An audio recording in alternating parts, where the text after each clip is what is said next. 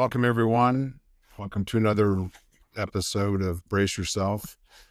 Um, Today, I thought I would, this is going to be a short and sweet one. My kids criticized me for going long and trying to capture the listener. So today's title is Small Acts, Big Impact. One of the things that I may have touched on, I don't even know. So I'm just going to go from some notes that I made back to why we started the business, my wife and I, why we started the business. So, again, going back where I was prior to starting this business, I was at Commercial Metals for almost 20 years and really had a hard time figuring out, or making the jump, from the security, or at least the perceived security of a big Fortune 300.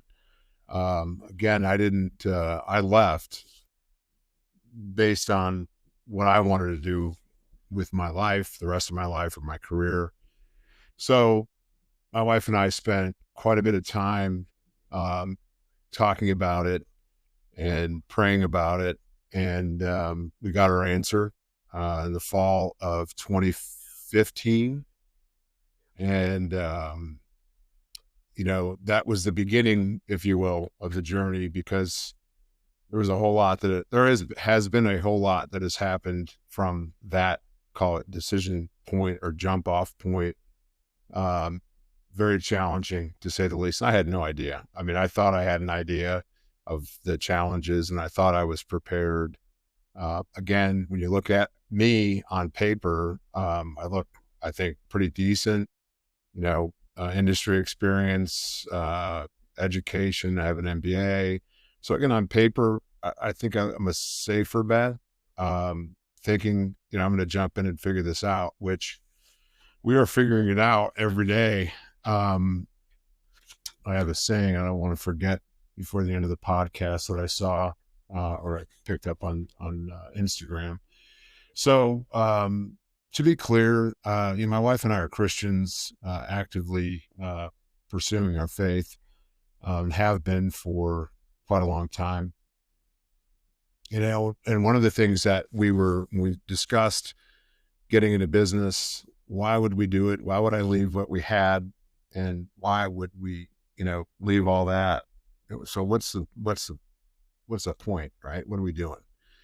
And we both agreed that we're going to use our business as a platform to demonstrate our beliefs. So putting our beliefs into action, which again, it was exciting, but it's a challenge. Not to mention when you have children that are involved in the business, they get to see you, or they get to see me. I'll be specific, and bad things happen. When you get taken advantage of, or you don't go after people that have done so, your kids are always there to watch you react. So you have to be, very cognizant or self-aware of who's watching, so that I can demonstrate to them there's a way to handle things, forgiveness, being composed. I'm not undefeated because I can lose my mind at the snap of a finger. So we were, our position was that we use business to positively impact the people that work for us, the suppliers that sell us, the customers that we sell to, the people we bank with, the community that we're active, where we are, which is Garland, Texas. So for those listening, we're in Dallas County. So we are in DFW. We border the city of Dallas. So we jumped into it and we're like, all right, we're going to make a difference. That was our whole initiative. It wasn't necessarily a money grab, or it was about money, and I'm not loaded, so don't take this the wrong way. But when you leave a position that I left, probably a fair amount of people would say, man, I wouldn't leave that. You get, the trappings of again, big Fortune 300, well-run company, still a well-run company. and you leave all that to start this up. So one of the things that my wife and I, Nikki, one of the things was, hey, we want to provide exceptional benefits, and included in that benefit package was a 401k and all that stuff. So at first I was like, we got to wait, we got to generate a profit before we continue to pile on more costs as it relates to benefits and then a 401k. So all good things come from profit. And we were waiting and waiting and working and working and really what we did, and we were not profitable. And really, I give the credit to my wife that, we need to do what we said we were going to do, which was provide the benefits and 401k. So we did it about 3 years after we had started. So we first started with the benefits, and we provide a very competitive benefit package. I think on a single individual, they pay all but about $80 per paycheck. So for $160 a month, our employees get the full benefit of, I think it's Blue Cross Blue Shield. It kind of switches back and forth every year. A lot of people listening understand that, between United Healthcare and Blue Cross Blue Shield. So we give them very, very good benefits. And then it was like, hey, a year goes by and, again, continue to struggle. And then it's like, man, we've got to wait for profit for 401k. And again, much to my wife's credit, it was, I don't think we should wait. And, this isn't an economic or a financial decision. It is, but she was very adamant. And for that, one of the many reasons why I love her. And she was adamant that we do this because that's what we wanted to do, and have faith that it will work out. And it has worked out.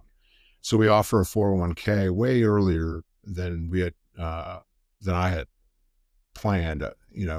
What I planned was we were going to make money the first year and we were going to do all these things, and that did not happen. So we came out with 401k, we have 4% match. And so for a small company, that's a pretty big deal, or at least a big deal for this small company. And in helping our employees understand the benefit of a 401k, and not as easy as you would think. You get free money up to the first 4%. It's still hard for some to understand what the account actually does for them. So that, the take home for that is, if you're waiting for the perfect position, seldom or in our case, we're never in a perfect position. So we decided we'd do that. Regardless of being consumed by what was going on. In other words, trying to keep things afloat and trying to generate sales, integrating a significant amount of expertise, which all this stuff takes time. It never works out where we find a customer and we can do all that he or she wants us to do, especially at the early stages. Today, we can do that. This is 9 years ago. So this is a while. So the point is, there's never a perfect position. So we jumped into it, and very glad that we did, for our employees' sake. And, selfishly, we feel pretty good about that as well. I don't necessarily like talking about this and what I'm going to go into here in a second. I really, for a long time, we just didn't want to bring anything of this nature up because it's kind of like spiking the football. It's like, yeah, that's not why we're doing it. So, again, my wife was sitting there at one point, a couple of years into it. She was like, you should have got the red Corvette, the hairpiece, and the girlfriend. It would have been cheaper. I don't think she was kidding either. So we soldier on, and she'd pop her head in, and she's included in all the meetings and direction of the company. But where she really has helped us has been in the people side of the business, the culture, right? So there's different aspects of culture. I touched on one with Jacob about quality culture. That's an aspect. But the people side, My wife is our chief people person or chief people officer. So what does that mean? And what that means is that she comes in every day and she is visiting with our employees, um, helping anything administratively that she can or that needs to be done. But probably her biggest contribution is making our employees feel like they're welcome and they're part of something bigger. The way we looked at it was, employees going to spend at least 8 hours a day with us, and we're hoping, and we're still hoping, that when they go home, they at least feel good about where they spent their last 8 to 10 hours, or 2/3 of their, their year. They spend it with us. So that is our goal, and that they can go back and say that we're doing things the right way, and they feel good about themselves and their contribution to our team. So she, over the years, has picked charities that, where we want to make a difference in impacting community. And I have a list of her favorite: YMCA. She's an instructor, but the YMCA is a great, great organization. Guns and Hoses sounds terrifying, but Guns and Hoses is a charity that was founded, I want to say 25, maybe 30 years ago, by one of the local police officers here, Dave Swayze, if I'm not mistaken. It is Dave.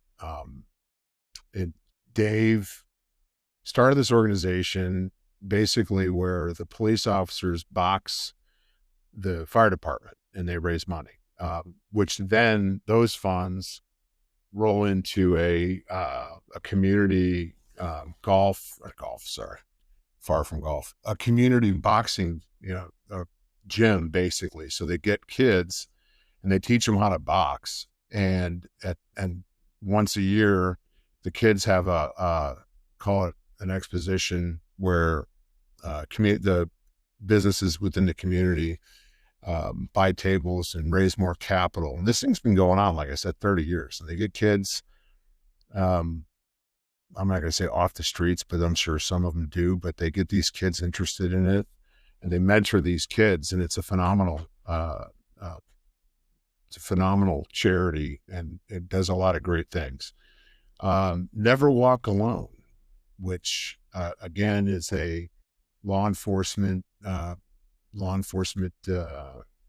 charity for families whose